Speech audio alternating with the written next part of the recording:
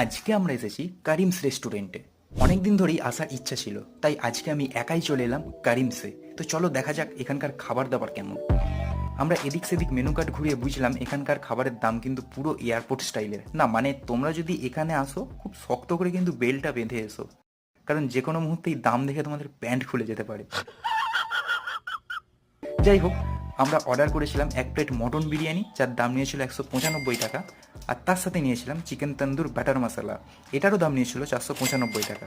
আর হ্যাঁ, এখানে এলে কিন্তু তোমরা বুঝতে পারবে জলের মূল্য কতটা। মানে এক বোতল জলের দাম নিয়েছিল 120 টাকা। যাই হোক, বিরিয়ানির দাম এত হওয়া সত্ত্বেও টেস্ট কিন্তু আমার কাছে এভারেজ লেগেছে। বাট চিকেন তন্দুর বাটার মশলার টেস্ট সত্যি আমার ভাষায় পুরো আসাম লেগেছে। তো এই হচ্ছে কারিমসের অ্যাড্রেস।